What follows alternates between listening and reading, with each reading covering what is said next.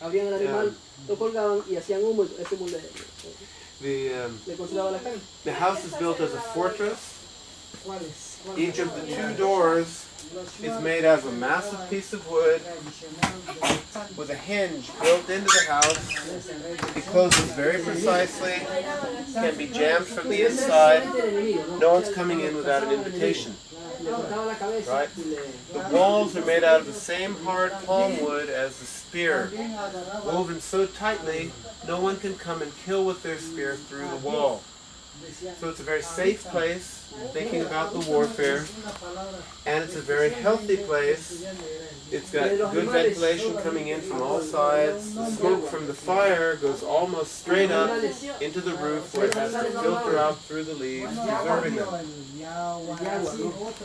It also turns out that we can see all the way around, but from the outside you can't see in. In the traditional life, the Shwa are very, very religious. They recognize a single God, which in their language is called Arutam. In the present day, they come to the conclusion that it's the same Holy Spirit that Christians talk about, only their religious practice is very different. And it involves the taking of psychotropic plants.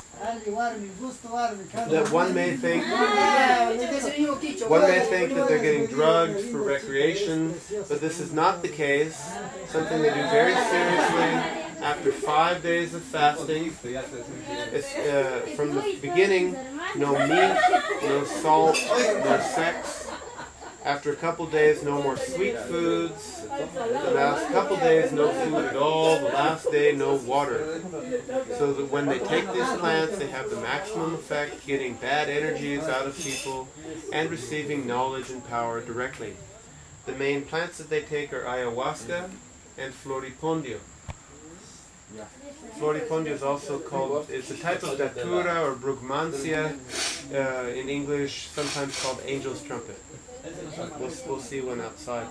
The Shwa are also traditionally very sexist, with a sharp division between men's activities and women's activities. The house itself is divided. From the wall forward belongs to the husband. It's a more public area where visitors can come. From the wall back belongs to the women. It's much more private. Only the family can go there. Even the husband has to ask permission before he can go there. A hard-working Shwar man could traditionally have up to 15 wives, all living in harmony in the same house. And with 15, the house had to be much, much bigger. Right? To marry the first wife, who will be the coordinator of the other ones, he goes to her family when he's about 18 years old, and she was about 6 years old. Or she might be younger. She might still be in the belly of her mother. Right? And this seems terrible to us, but it's really for the girl's safety and welfare. Her parents would never give her to a man they hardly know, like many times happens in the present day, and much less would they accept her wandering through society in fertile age, susceptible to being tricked.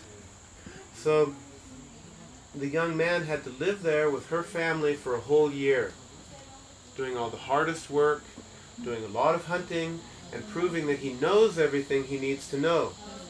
If he doesn't pass the test, they just send him home, and he never gets the girl.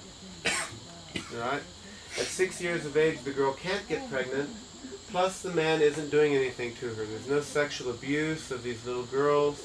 It's only when she gets her menstruation, about 8 years later, there's a ceremony with her mother to give her sexually to the husband. And one of the big surprises is that during those 8 years, she lives with her husband, but almost as if she's a daughter, with total respect and kindness. And that way they get to know each other perfectly well, and any problem is resolved before they start having children. The other wives are the sisters of the first one. Also very different, but this way they have more reason to get along. They're sisters, the son of the one is the nephew of the other, without remembering the husband, and all the children in the house are treated as brother and sister equally. genetically, it's roughly right there, right? With so many wives, okay, one other thing.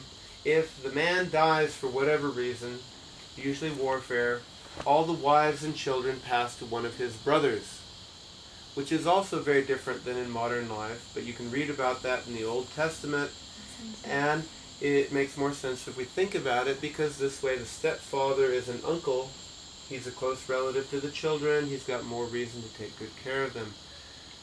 In all European languages, stepfather sounds bad and uncle sounds good, right? And the family overall will decide which brother is a good provider and doesn't already have too many wives and children. With so many wives, the man has to treat them all equally and not show any favoritism.